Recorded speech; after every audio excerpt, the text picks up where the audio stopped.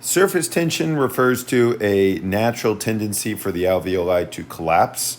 That combined with the elasticity of the lungs causes them to collapse. Surfactant reduces the surface tension, so this is going to prevent collapse. And the intrapleural pressure also pulls outwards on the alveoli, preventing their collapse. So we're going to talk about why lungs want to collapse, which I kind of just spoiled, how surfactant exactly helps prevent this, how the intrapleural space helps prevent this, and just in general how the pressure changes of the alveoli and the intrapleural space all change during normal exhalation-inhalation cycle.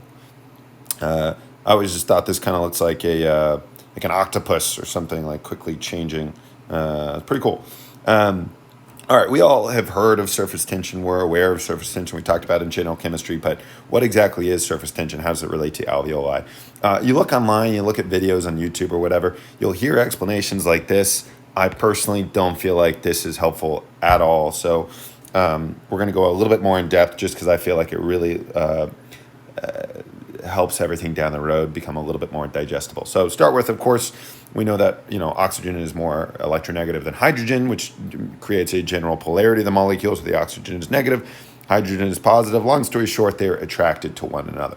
So imagine that we're in outer space. We just have a bunch of water particles. How are the attractions going to look between all of these water particles? Okay, well, there's going to be attraction to the right between this one, and then one down between this one and this one. This one's going to go to the right and up and down. This one's going in all directions. So those should cancel. So this cancels, this cancels. So I shouldn't have as much movement for the inward ones. These should have a net movement forward. This should move in that direction. That should move in that direction, etc. If we play the logical consequence of this out, we get a spherical shape like this, where again, this cancels, this has a, notice that, if we think of our vectors, right, this is going in that direction, and this is going to the left and down, and this is going to the right and down. I'm going to get some net, this is my net movement inwards. So this is what happens in space. We just get little water particles that naturally form. Of course, this is what happens on land too, right? If I have a hydrophobic leaf, the particles naturally assume a spherical shape. We can ask ourselves, though, if we just think about like the free body diagram, think of physics and vectors, what I have right here shows that this should just continually accelerate downwards and downwards and downwards. So why don't I have this just collapse infinitesimally? Well, that's because we're not thinking about sterics, right? This particle is eventually going to get too close to that particle, and it's going to push it upwards, so that there's like a equilibrium between the pressures and the forces. So things will not collapse infinitesimally for that reason. So general rule is you're going to have some spherical shape like this. Surface tension is going to pull that way, and it's going to pull that way, and so we're going to say that the net is going inwards. We also have an outside pressure, which is combining to push this inward. So there must be some sort of inside pressure. Previously, it was just due to sterics, which is going to counteract this so that the thing does not compress, but the inside pressure should equal the outside pressure plus the surface tension, so it also shouldn't expand. So let's understand this with thinking about a water bubble. Is the pressure inside of a water bubble more or less than the pressure outside of a water bubble? Well, if they were equal, right? I have an outside pressure and an inside pressure. You might think they should be exactly equal, right? If the outside pressure is too big, it's going to continue collapsing. If the inside pressure is too big, it's going to continually expand. But remember that the outside pressure is collaborating with this net surface tension pressure. So surface tension comes in, outside pressure comes in, then the inside pressure going out has to counteract those two. So the inside pressure actually needs to be a tiny bit larger than the outside pressure. And this is just another picture. If you cut a bubble in half, the surface tension is going to pull it inside, and the inside pressure has to go outside. But remember that we also have an outside pressure, which is also pushing inside. And so the surface tension wants to collapse. We mentioned earlier that the elasticity, the natural state of the lungs due to the elastin is that they want to be a little bit smaller in volume. So they want to collapse. The alveolar pressure is going to counteract this. We have a lovely little formula here, the law of Laplace, where the collapsing pressure, 2 times the surface tension divided by the radius. If you think about that, when you exhale, you're putting a little bit of the gas outside, which means that your alveoli should shrink. And well, if that's true, if we think about our formula, a smaller radius means that we should have a large and collapsing pressure. So when are alveoli more likely to collapse? When is someone likely to have an atelectasis, where the lungs collapse during exhalation rather than inhalation because of this smaller alveoli. Or at least for the most part, we're going to see that this isn't exactly true because of surfactants. So we talked about why lungs want to collapse, right? They want to collapse because of surfactant. They want to collapse because of the surface tension, because of the elasticity. The alveolar pressure, we have gas in here, which is pushing outside. But you know what? It's actually not enough to fully prevent the collapse. We need two other things to help us out: surfactant and the negative pressure of the intrapleural space. So let's go into detail about how exactly these works. So surfactant is a lecithin, which is really just a phospholipid. These are amphipathic, these are detergents, these are emulsifiers. That just means there's a polar end and a non-polar end. So about 20 weeks of gestation, babies should start producing this. Corticosteroids are going to be helpful for this. You get the neonatal respiratory distress syndrome where their alveoli collapse. You can tell if this is coming by looking and seeing that the lecithin to sphingomyelin ratio is less than 1.5. And this is just we know this from biochem. You have these non-polar ends and these polar ends. This is a lecithin. This is really just surfactant. So how do these work? Normally, again, water particles are very attracted to one another. But here's my polar end, and here is my non-polar end. Of course, the non-polar end should be pointing towards air, because air is non-polar, and this fatty acid is non-polar. Now, this is polar and this is polar, but you know what? That's actually kind of a weak attraction there. So I don't really remember that the surface tension we previously had was because we have this strong left-right attraction between the water particles. I have a very weak attraction here. So this is going to cut down on the cohesive surface tension forces. And if you look at a bubble, the bubble looks like this, bubble looks like this. Again, I'm going to have very weak surface tensions forces. So it doesn't have this collapsing pressure quite as much. So again, we have our fluid here, and now the idea is that we know that this is lined with lecithins, which are phospholipids, which are really just created by the lamellar body of type 2 pneumocytes, and these really just cut down on the surface tension. This is a smaller force factor than I had previously generated due to the presence of surfactant.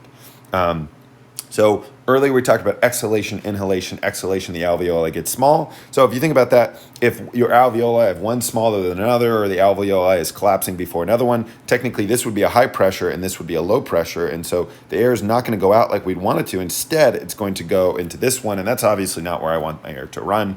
Alternatively, if air is trying to come in, air is nevertheless going to want to go to this one. This is just a whole mess of problems.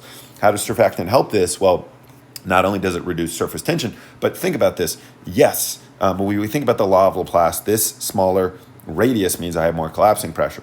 But the smaller radius also means that look at the distance between these surfactants here.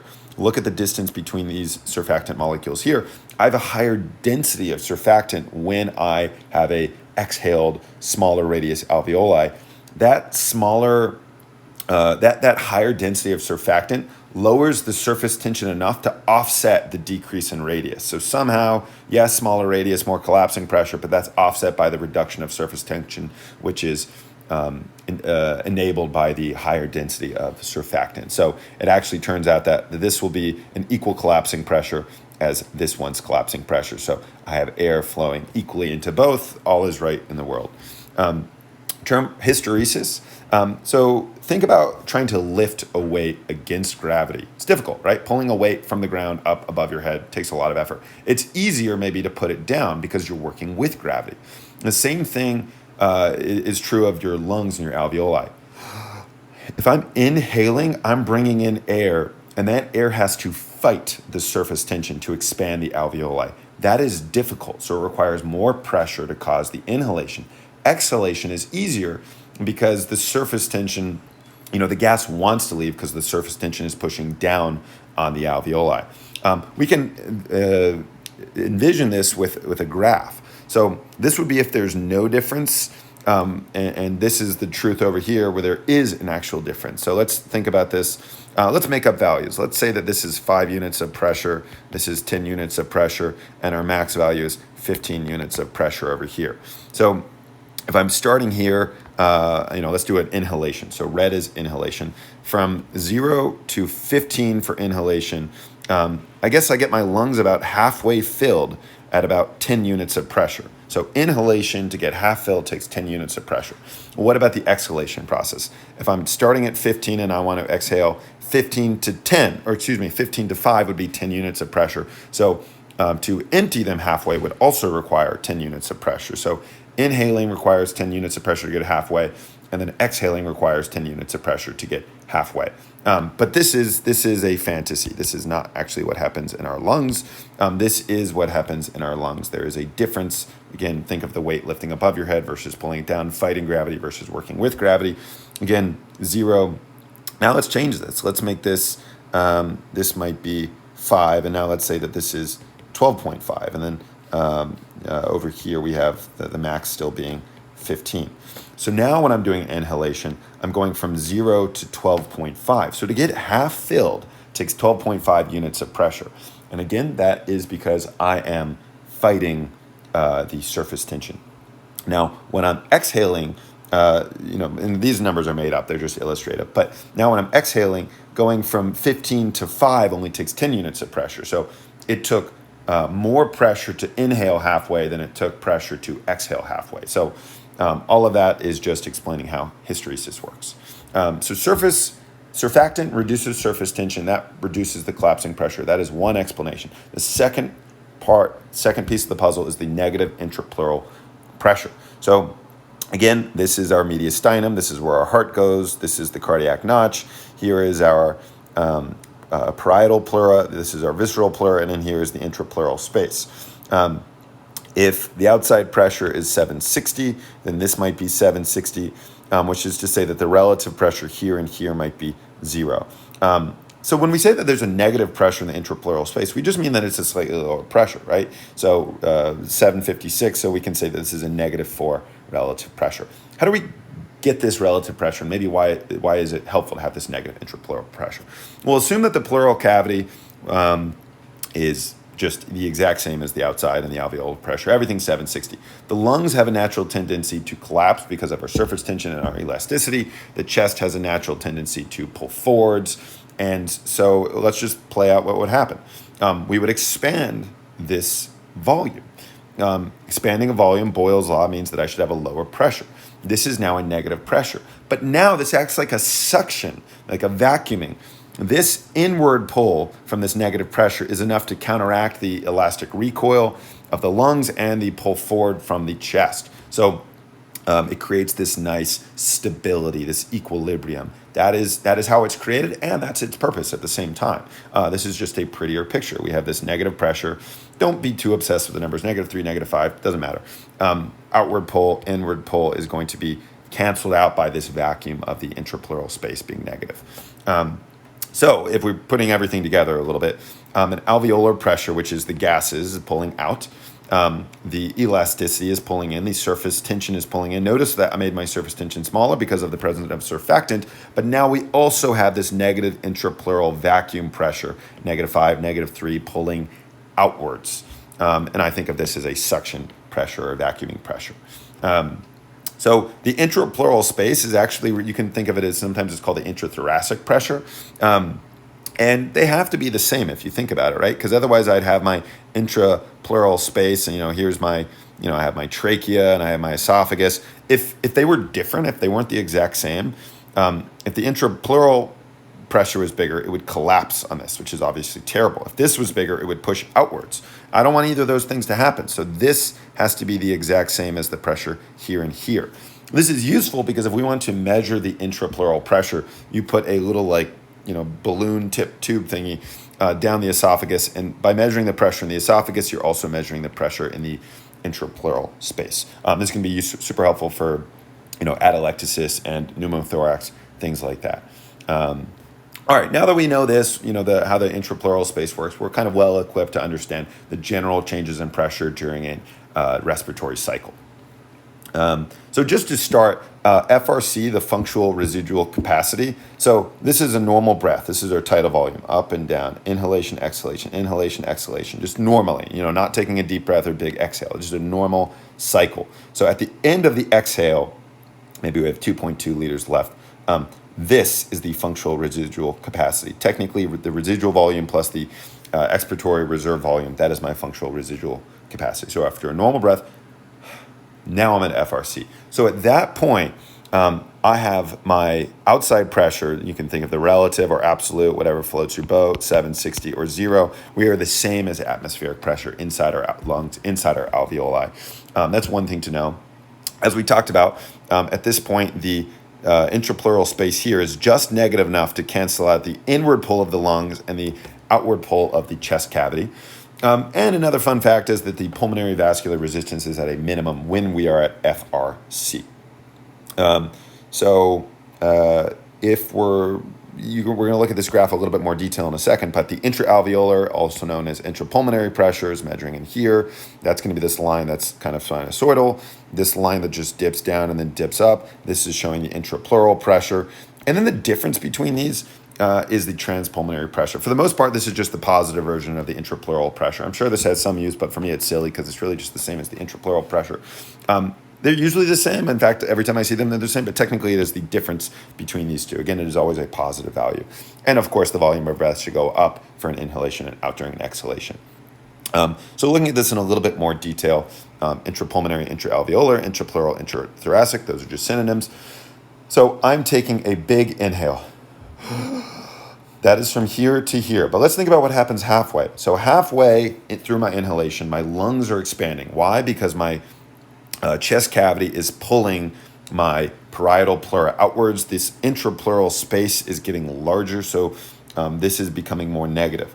Now, same is happening as this becomes more negative. My lung pressure is now going to be higher than this, and so this is also going to cause the lungs to expand. The lungs are going to expand into the intrapleural space. They don't expand as quickly as the rib cage expands, but they are nevertheless expanding. So as my lungs are expanding, air doesn't really there's kind of a lag before air runs in. So the lungs are expanding, the pressure in the lungs decreases because the volume of the lungs is increasing, but air isn't rushing in yet.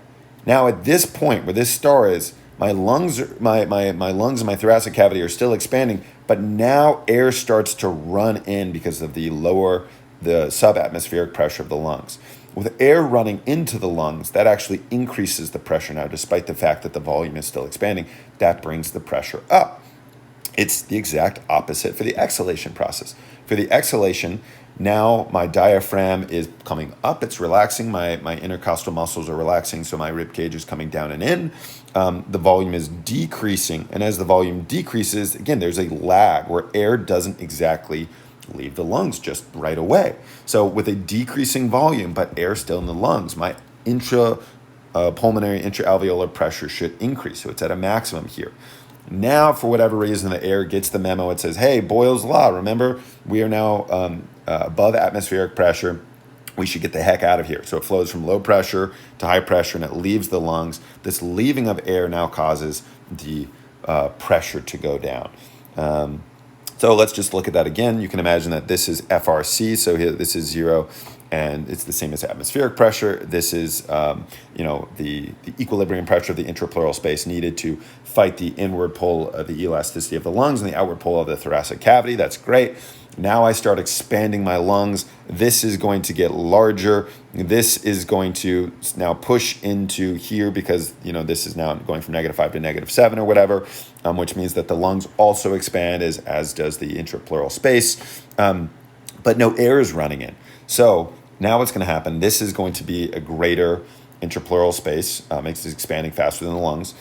Air has not run in, yet my lungs have increased in their volume. Now air starts to run in. This is going to now actually, despite the fact that the lungs are still expanding, this is going to bring the pressure to 0 again.